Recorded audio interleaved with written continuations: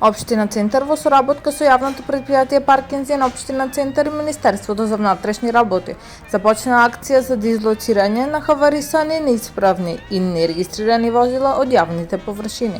Инспекцијските служби издаваат опомена до сопствениците на овие возила да се јават на телефонскиот број за бесплатно да ги отстранат. Доколку до 26.9 возилата не бидат отстранети, ќе бидат поднесени пријави за прекршоци со предвидени казни од 45 до 150 евра. Целта на акцијата е да се ослободи јавниот простор и да се подобри изгледот на општината.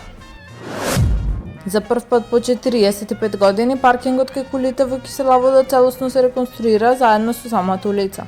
Градоначалникот Орче Ѓорѓиевски истакна дека ова е решение за долгогодишен проблем на жителите со цел да се задоволат нивните потреби за паркинг на фреквентно место.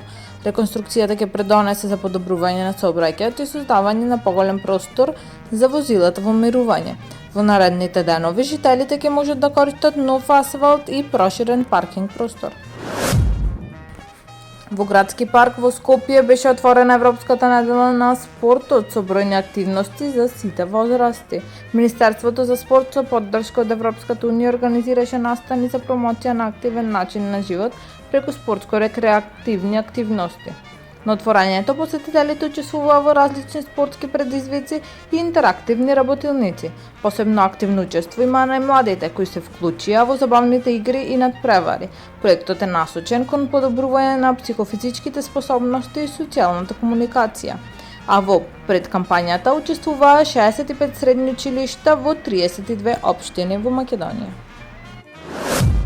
14-тото издание на музичкиот фестивал Здраво млади ќе се одржи на 11 октомври во Младинскиот културен центар со почеток од 19 часот и бесплатен влез. На фестивалот ќе настапуваат 17 артисти од 6 европски земји, вклучувајќи македонски бендови од музичкиот колектив Гула планина и издавачката куќа Мртов коњ. Меѓу нив се Ата, Стој после, Димиш и многу други.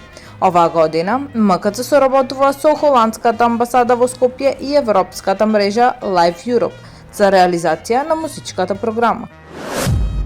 Општина Ѓорче Петров ќе даде нова спортска училишна сала. Градоначалникот Александар Стојковски заедно со премиерот Христијан Мицковски и министерката за образование и наука Весна Јаневска го означија почетокот на изградбата.